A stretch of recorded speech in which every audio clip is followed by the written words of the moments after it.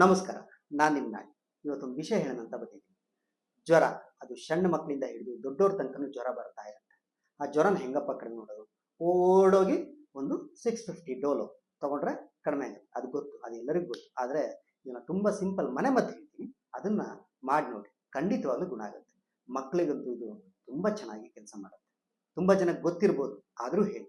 ನೆಲ್ಲಿಕಾಯಿ ಪುಡಿ, ಹಳದೆಕಾಯಿ ಪುಡಿ, ಅದನ್ನು ಹರಿತಕ್ಕೆ ಅಂತಲೂ ಹೇಳ್ತಾರೆ.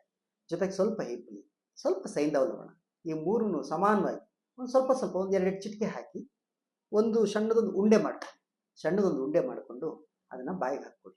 ಅಥವಾ ಮಗುಗಾದರೆ ಬಿಸಿನೀರಿಗೆ ಹಾಕಿಬಿಟ್ಟು ಬಾಯಿಗೆ ಹಾಕಿಬಿಟ್ಟು ಬಿಸಿನೀರು ಕೊಡಿ. ದಿನಕ್ಕೆ 3 ಹೊತ್ತು ಮಾಡಿ, ಒಂದು 3 ದಿನ ಮಾಡಿ, ನಿಮ್ಮ ಜ್ವರ ಕಂಪ್ಲೀಟಾಗಿ ಗುಣ ಆಗುತ್ತೆ.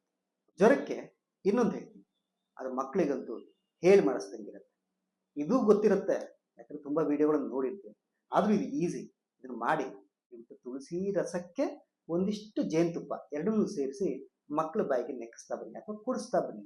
3 ಹೊತ್ತು, ದಿನಕ್ಕೆ 3 ಹೊತ್ತು ಕುಡಿಸ್ತಾ ಬನ್ನಿ. ಒಂದು 3 ದಿನ ಕುಡಿಸ್ತಾ ಬನ್ನಿ, ಎಲ್ಲ ಜ್ವರನೂ ಕಡಿಮೆ ಆಗುತ್ತೆ. ಅದೇ ಜ್ವರಕ್ಕೆ ಇನ್ನೊಂದು ಹೇಳ್ತೀನಿ, ಅದನ್ನು ಮಾಡಿ. ತುಂಬೆ ಎಲೆ ಹಳ್ಳಿನಲ್ಲಿ ಇರೋರಿಗಂತೂ ತುಂಬ ಚೆನ್ನಾಗಿ ಸಿಗುತ್ತೆ.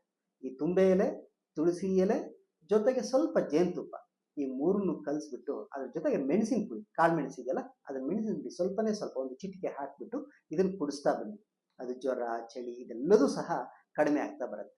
ಆದರೆ ದಿನಕ್ಕೆ 2 ಹೊತ್ತಂತೂ ಕೊಡಲೇಬೇಕು, ಬೆಳಗ್ಗೆ ಮತ್ತು ಸಂಜೆ. ಮಧ್ಯಾಹ್ನ ಕೊಟ್ಟರು ಏನೂ ತೊಂದರೆ ಇಲ್ಲ. 3 ದಿನ ಕೊಡಿ, 3 ಹೊತ್ತು ಕೊಡಿ, ಬಿಸಿನೀರು ಕುಡಿಸ್ತಾ ಬನ್ನಿ, ಖಂಡಿತವಾಗ್ಲೂ ಕಡಿಮೆ ಆಗುತ್ತೆ.